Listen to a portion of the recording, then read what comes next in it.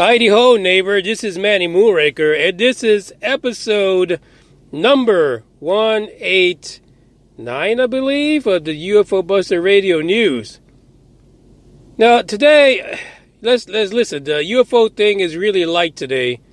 It's Throwback Thursday, so we have not a whole lot of UFO news. Not a lot of shit to talk about, but fuck, I got trolled like crazy today. And again, apparently the terms no fucks given and the terms rubber dicker are reasons for trolling. Are you serious? Do you have nothing better to do than to troll a podcast just because of those two words? What a waste of life you are. I mean, really. Is there nothing better for you to do? Were you betting on the Rams to win? Is that what happened? Is that why you're so sad?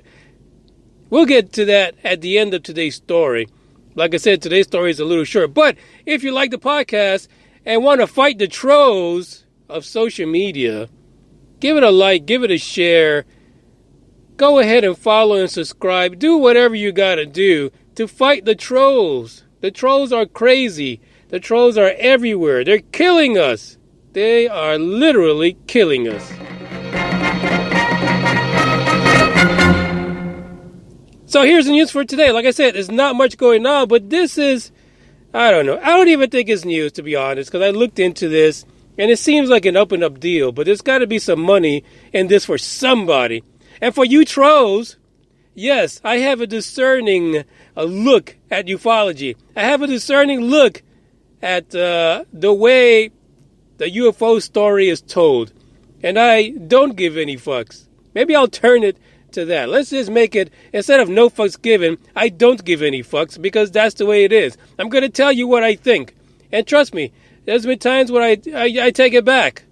I take it back because, you know, I got to be good about it. I got to be a good guy to make sure this works. And my deal here just buzzed and you just heard it. So welcome to my sound effects or whatever. Anyway, the story here, it is out of Roswell, New Mexico. Our beloved legacy site of 1947 has been sold. That's right. And here's the thing. Just recently, we know that in the last UFO festival, that the site of the crash was actually open to the public. They said, oh, you crazy-ass fuckers who want to come see the Roswell crash site, come on over. We'll take you over there on a horse and buggy. And we let you, you know, look around, take a look, check it out, see what's going on. Let us know what's going down. So it was great. I mean, apparently there was an issue. The people who owned this fucking thing really didn't want folks just coming on there and doing their thing, taking pictures, digging up holes, trying to find the artifacts of the crash, because no one up until now, since 1947, were able to find the fucking thing. But you're going to go on these people's property and fucking find it and become stinking rich or some shit like that. I don't know. But it turns out that this particular little company, which is out of New Mexico and is named the Dinwiddie Cattle Company, LLC, purchased the land that also includes the crash site of Roswell. Now, it's weird that we're just hearing about this now, because apparently the property was transferred back in November of 26 of last year. And this is apparently recorded in the Lincoln County Clerk's office. So it's not something new. It's not something that just happened. We didn't just come across this. It didn't just, come out of the blue. It's been a few months in the works here. But apparently just now it's getting into the news. And hey, it's okay. Now, I look, sometimes you get these inklings. What if this is a cover-up, right? What if this is a government company? Or what if this company belongs to Deuce Bigelow, the Space Gigolo, and they're trying to keep people from something they just figured out is happening at that crash site? So the intrepid moonraker that I am, excuse me for 1 second, because apparently my flu is still sticking around. I decided to look up this company myself. It's the least I can do. I mean, the story just broke a few hours ago. I mean, somebody's got to look into it just a little bit. Well, it turns out the Dinwiddie Cattle Company has been around since 2005. So it's not a new company. I personally didn't see any weird things going on. You can actually look it up. It's a limited liability corporation. And the names of the owners are there. And it just happens to be Dinwiddie for you guys who are questioning why the fuck would anyone call a cattle company Dinwiddie. That is the name of the owners. So, I mean, my conspiracy theory so far, it shows that this is just a purchase. They got some land that they have, and it might be all because of the mineral rights, or it might be because they saw that a lot of people were interested in going to the crash site. Maybe they're going to turn this into a thing.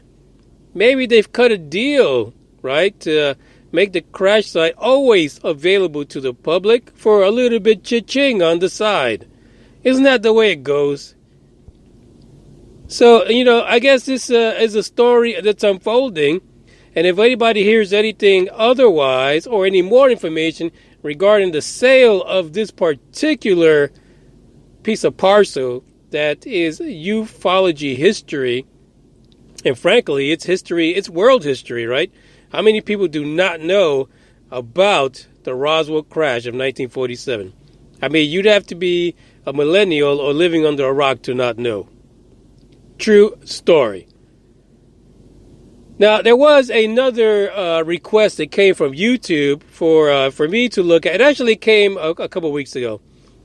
And it was related to that YouTube video of a Utah UFO.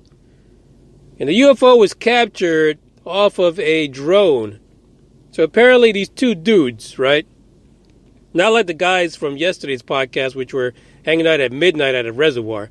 These two guys were driving through Utah, and they saw this pristine, nature-filled area, and they were going to film a documentary, and they decided to stop and capture some footage for the documentary, right? Because, look at how beautiful Utah is. Look at the rolling hills and all the fucking trees. Well, it turns out that in the short time that they flew the drone, they caught what appears to be one of the fastest fucking flying UFOs, and some of the clearest images. I mean, no fucks given. This thing was unfreaking believable. Now, it took a lot of slowing down, and there's been a lot of people commenting on this. I don't have the links because I'm still going through the video footage, and all the analysis is going on. And there's one video that is fantastic because they analyze how fast the thing is going, how the foreground is moving, the whole parallax theory of the way things move, foreground and in the background. And, it is just amazing. Right now, it looks like the area is a few hours away from Area 51, where this UFO encounter occurred. And it even looks like the thing was flying at over 90,000 miles an hour after everybody did their analysis. Listen, the funny thing is that the guys admitted that they didn't hear anything, and they were standing right there. That is perplexing to me, especially when you look at this video. So, of course, a lot of people are saying it's CGI. Tomorrow, I am going to bring the links of some of the analysis that I've seen. And there's other people that say it's a fucking bird.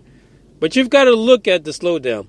The reason why people are able to come up with all these calculations on this thing is because they know the frame rate of the video, right? It's a freaking drone.